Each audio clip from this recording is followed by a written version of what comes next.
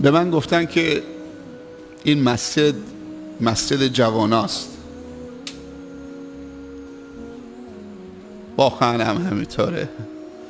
همه مساجد ما متعلق به جواناست. اگر مسجد متعلق به جواناست، چرا مسجد کوچک درست کردیم؟ میگه تعداد جوانای ما کمن. ما جوانترین کشور دنیا هستیم.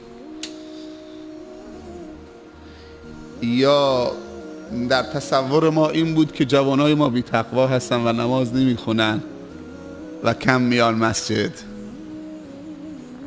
اگر خدای نکرده تو تصور ما ملاها این باشد، از همه شما معذرت خواهی میکنیم، از خدا هم طلب مغفرت میکنیم. درس های بزرگی به ما دارین میدید.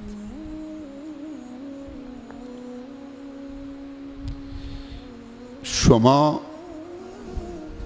سبب امیدواری همه ناامیدان شدید، اونهایی که امیدشون رو از دست داده بودن، حتی در رده علمی بالا. شخصیت هایی که خودشون عاجزن میگن جوانای ما خوب نمیشن. خیلی حرفا.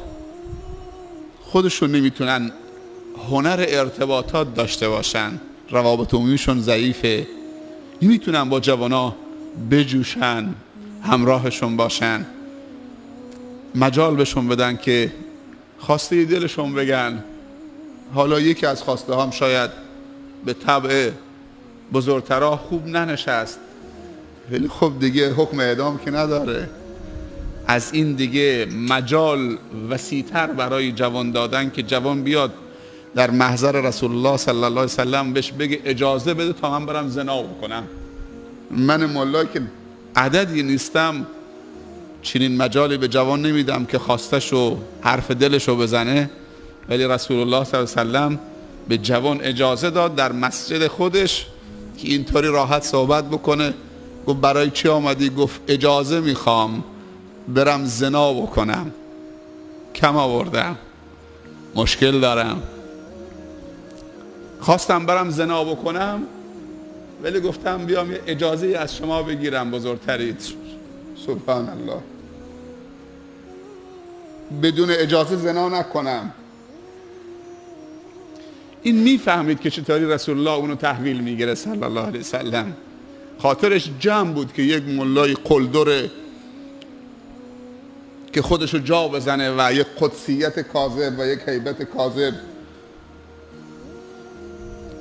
به خودش بده که مردم جرأت نکنن در محضرش حرفی بزنن، سوال شرعی بکنن.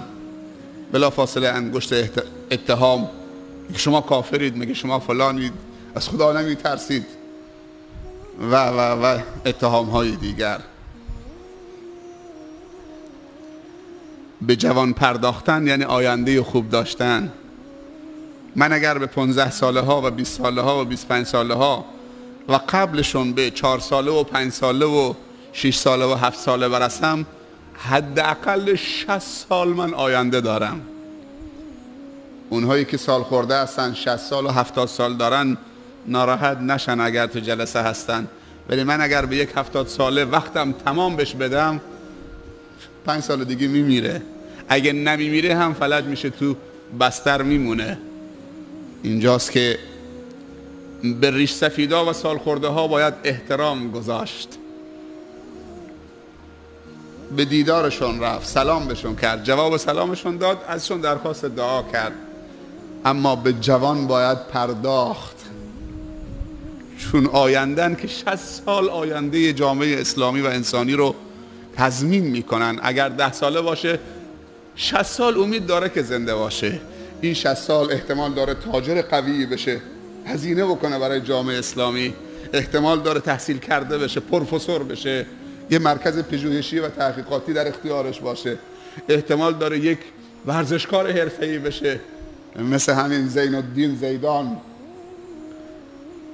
و شخصیت‌های دیگه که تو تیم‌های اروپایی حرفه‌ای بازی میکنن و هرچی درآمد در میارن خرج فقرا و مساکین و صرف دانشگاه جوانای مسلمان میکنن. ورزش هم سرگرمی نیست، ورزش باید به حرفه‌ای پرداخت. نه اینکه بعضی وقتشون نمیدونن چطور بریم خب تو زمین فوتبال یک 2 ساعت بزنیم سرگرمی تفریح که وقت بگذرونیم. چرا حرفه‌ای نباشیم؟ چی کم داریم؟ از کجا معلوم؟ همین که امروز 10 سالش به پردازی، فردا یک رهبری شد، یک سیاستمداری شد، یک مدیر توانمند شد، یک وزنی شد، یک فرمانده نظامی شد، یک طراح و برنامه ریزی خوب شد، یک روانشناس و مشاور خوبی شد. میتونی چی میشه؟ ولی برخورد من ملا تو سن 10 سالگی تو مسجد فراموش نمیکنه که چطوری گوشش میگیرم بیرونش میندازم. وقتی تاجر شد کسی شد اون یادشه، حالا عقده‌شو خالی میکنه، اون دیگه فکر نمیکنه، میگه هر کسی میخواد دیندار باشه اینطوریه. هیولا جلوشه، دیناسور جلوشه، وحشتناکه. اینا رو باید خوردشون کرد تو جامعه، اینا رو باید کوچکشون کرد، تحقیرشون کرد. چون در سن 10 سالگی سیلی بی خود و بی جهت به من زده، چون یه تک‌پوشی داشتم، عکس اسبی بود، رفتم تو مسجد نماز بخونم. جوان میاد داس و تبر گردنشه، جوان میاد تو صف نماز صلیب گردنشه، نمیدونه مسکین نماز هم میخونه.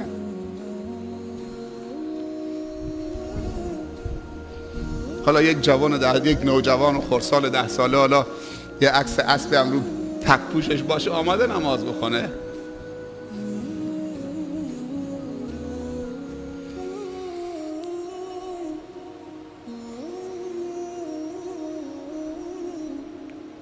جوان یعنی سرمایه.